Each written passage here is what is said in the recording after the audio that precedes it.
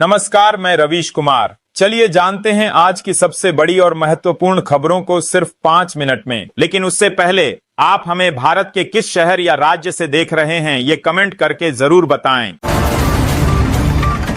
प्रधानमंत्री नरेंद्र मोदी ने लखनऊ में राष्ट्र प्रेरणा स्थल के लोकार्पण समारोह में सीएम योगी के कार्यों की प्रशंसा की। उन्होंने कहा कि योगी सरकार ने 30 एकड़ से अधिक जमीन से कूड़े के पहाड़ को हटाया और गौरव स्थल बनाया।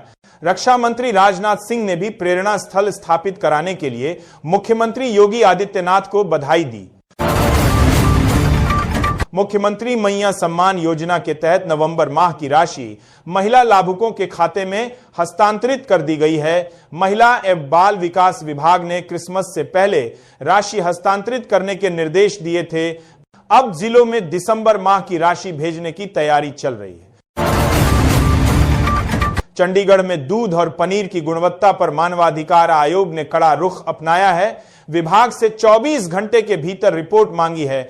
आयोग ने स्पष्ट कहा कि रिपोर्ट न देने पर यह समझा जाएगा कि इस धंधे में फूड इंस्पेक्टरों की मिलीभगत है। आयोग ने मिलावट को मानवाधिकारों का उल्लंघन बताया है। रिपोर्ट के अनुसार दूध और पनीर के सैंपल में मिलावट पाई गई है, जिससे किडनी और कैंसर जैसी बीमारियों का खतरा बढ़ रहा है। दिल्ली के पब्लिक वर्क्स डिपार्टमेंट ने 93 फ्लाईओवर पर धूल प्रदूषण कम करने के लिए मिस्ट स्प्रे सिस्टम लगाने की योजना बनाई है। सरकार को प्रपोजल भेजा गया है और मंजूरी मिलने की उम्मीद है। पहले से ही 13 जगहों पर मिस्ट स्प्रे सिस्टम लगाने का प्लान चल रहा है। पूर्वी चंपारण के मेहसी नगर पंचायत में वेतन नहीं मिलने से नाराज सफाई कर्मियों ने विरोध प्रदर्शन किया। 5 महीने से वेतन न मिलने के कारण सफाई कर्मियों ने सड़कों पर कचरा डालकर अपना आक्रोश व्यक्त किया, जिससे पूरे क्षेत्र में अफरा तफरी मच गई। कर्मचारियों का कहना है कि वेतन न मिलने से उनके सामने आर्थिक संकट आ गया है और वे भूखमरी की कगार पर है। पठानकोट में भारत पाक सीमा पर घुसपैठ की आशंका के चलते सुरक्षा एजेंसियों ने सर्च ऑपरेशन शुरू किया है। बीएसएफ के साथ मिलकर पुलिस बॉर्डर एरिया में जांच कर रही है। पहाड़ीपुर और उज्ज नदी के आसपास के इलाकों में विशेष तलाशी अभियान चलाया जा रहा है।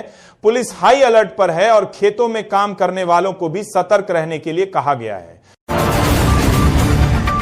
दरभंगा एयरपोर्ट पर पार्किंग की समस्या के कारण हैदराबाद से आई इंडिगो की फ्लाइट को लैंडिंग के लिए 1 घंटे तक आसमान में चक्कर लगाना पड़ा। रनवे पर पहले से 2 विमान खड़े थे, जिससे इंडिगो की फ्लाइट को उतरने की अनुमति नहीं मिल सकी। यात्रियों को विमान के रद्द होने या डायवर्ट होने की चिंता सताने लगी।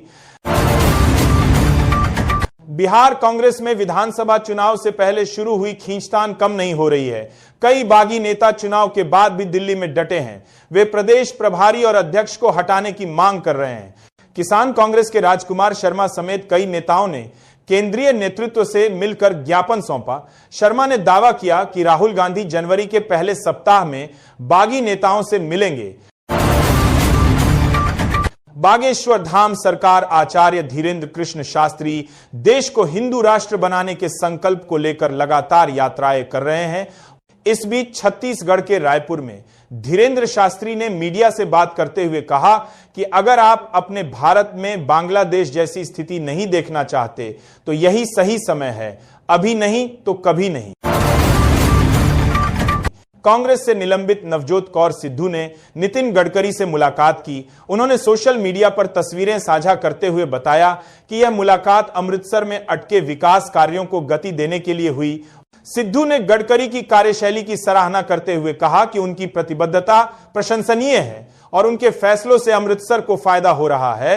उन्होंने बुनियादी ढांचे से जुड़े प्रोजेक्ट्स के लिए गडकरी को धन्यवाद दिया।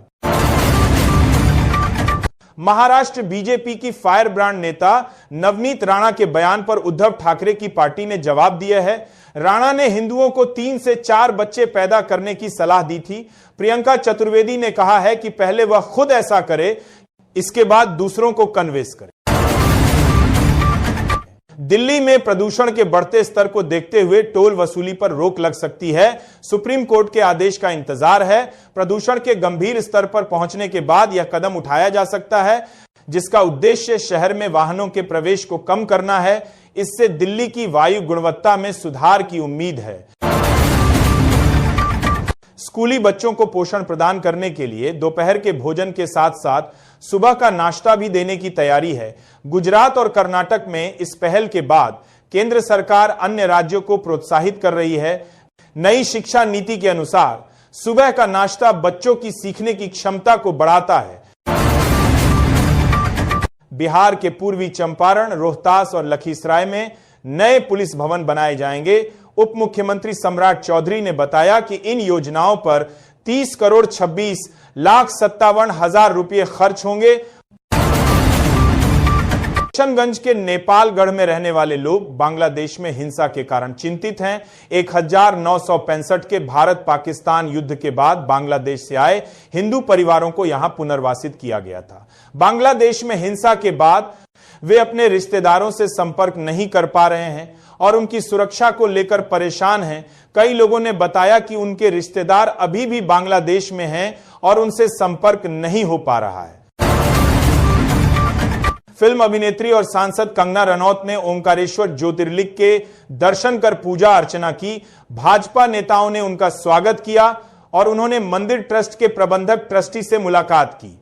कंगना ने भगवान ओंकारेश्वर का अभिषेक कर देश और प्रदेश की सुख समृद्धि की कामना की। उन्होंने नर्मदा नदी के तट पर स्थित ज्योतिर्लिंग के दर्शन से शांति का अनुभव किया और ओंकारेश्वर की दिव्यता की सराहना की। अमेरिकी रिपोर्ट के अनुसार चीन और भारत के बीच सीमा का मुद्दा गरमाया हुआ है, जिस पर चीन ने कड़ी प्रतिक्रिया व्यक्त की है। चीन ने अमेरिका पर कई आरोप लगाए हैं और इस मामले में अपनी असहमति जताई है। सीमा विवाद को लेकर दोनों देशों के बीच तनाव बढ़ गया है।